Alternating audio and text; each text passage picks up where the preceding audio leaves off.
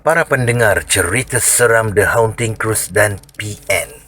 Pada malam ini, Brother Fai akan kongsikan kisah yang datangnya daripada novelis Iskandar Zulfakar. Kisah yang bertajuk Bertemu Gadis Misteri. Di sini beliau mengatakan, saya menerima satu mesej menerusi DM daripada seorang pembaca yang umurnya sebaya dengan saya. Pembaca ini kata, beliau pernah alami satu kejadian yang menakutkan dalam dirinya ketika dia di sekolah menengah dahulu. Kata beliau, ketika beliau membaca coretan kisah Tuan Osman BK yang saya siarkan di wall saya, iaitu kisah bertajuk Gadis Berkebaya di Kala Senja, beliau terus teringat akan kejadian yang beliau lalui dulu. Kejadian yang beliau lalui itu hampir sama dengan kisah yang diceritakan oleh Tuan Osman BK. Cuma bezanya adalah Tuan Osman jumpa gadis berkebaya, manakala beliau pula jumpa gadis berkemban dengan kain batik. Wah, pembaca saya ni jumpa yang lagi seksi lah. Untunglah. Sepanjang penceritaan ini, saya gelarkan beliau sebagai Lan sajalah ya. Okey, Lan ni bukan nama sebenar. Kejadian ini berlaku ketika si Lan ni tingkatan 4. Ada satu hari tu, dia menyertai perkhemahan perdana PKBM. Perkhemahan ni dijalankan sebuah pusat kokurikulum yang agak terkenal dengan kisah seramnya. Saya tak naklah beritahu nama pusat kokurikulum ni lah. Bahaya, nanti tak pasal-pasal pula ada yang ceroboh masuk pusat kokurikulum tu untuk cari hantu. Aduh, macam perli je ni. Lan ni juga merupakan budak yang boleh tahan akalnya. Biasalah, umur tu memang umur macam tu memang budak lelaki ramai yang buas. Kalau yang tak buas masa umur ni cuma dua jenis saja. Satu jenis yang nerd dan satu lagi jenis yang au-au. Sebenarnya Lan dengan kawan-kawan dia ni dah dengar cerita dia di pusat Ko tu. Ni nama pendek dia lah, Ko lah. Mereka dah tahu yang pusat Ko tu berhantu, tetapi sikit pun mereka tak kisah, sebab perangai mereka pun sudah cukup untuk mengalahkan hantu. Aduhai. Satu lagi cerita menarik tentang pusat Ko ni, selain daripada berhantu, adalah kedudukannya yang agak jauh ke pinggir bandar. Memang di pusat Ko ni hutan dah ada air terjun. Memang pusat Ko ni memang ada hutan dan ada tempat air terjun lah. Air terjun ni terbiar sebab orang tak boleh masuk. Jadi malam tu pun Lan dengan rakan-rakannya dah ada rancangan yang baik. Dalam pukul 1 pagi macam tu, setelah semua fesi serta peserta perkhemahan lain dah tidur, mereka pun menyelinap keluar dari tapak kemah. Kemudian mereka panjat pagar di bahagian belakang pusat Ko tu.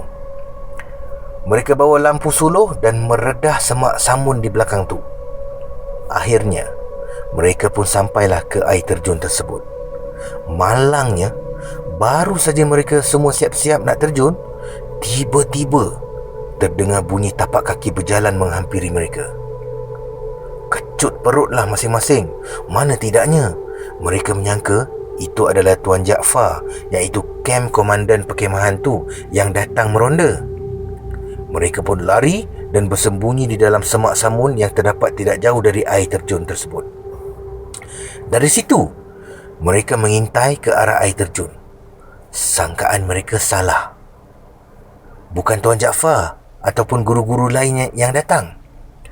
Berbekalkan sedikit cahaya daripada purnama, mereka dapat lihat beberapa orang gadis berkemban dengan kain batik sedang bermandi-manda dalam air terjun itu. Sambil mandi, kesemua gadis-gadis itu bergurau senda sambil ketawa kecil. Kesemua mereka juga memiliki tona kulit yang sangat cerah serta wajah yang sangat cantik. Lan dengan kawan-kawan dia pun, apa lagi?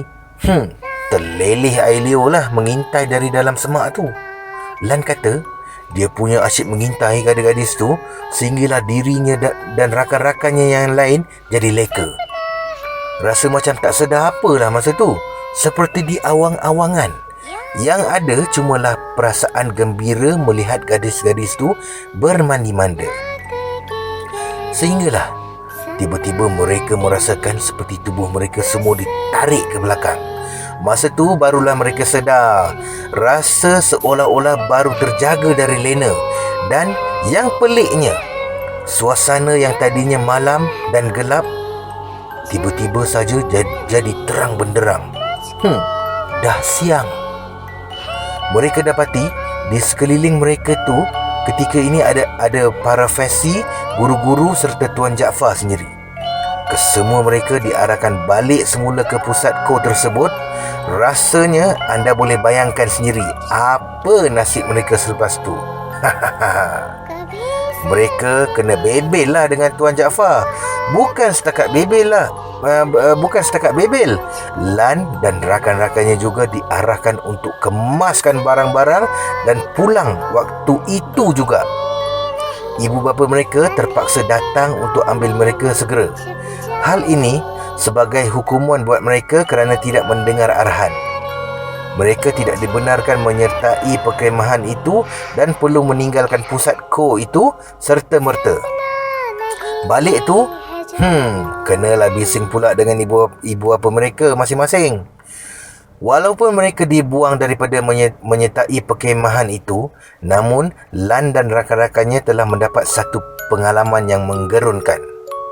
Tidak lama lepas tu, barulah Lan dengar cerita daripada orang lain berkaitan air terjun di belakang pusat kor tu. Sebenarnya memang orang tak berani pergi ke air terjun tu kerana ada penunggu di situ. Lan bukanlah orang pertama yang merasai pengalaman tersebut. Ramai dah orang yang curi-curi masuk ke air terjun tu turut bertemu dengan gadis-gadis ayu berkemban tu. Kalau anda ada pengalaman seram yang ingin saya siarkan, boleh DM saya. Terima kasih. Daripada novelis Iskandar Zulfakar. Sekian.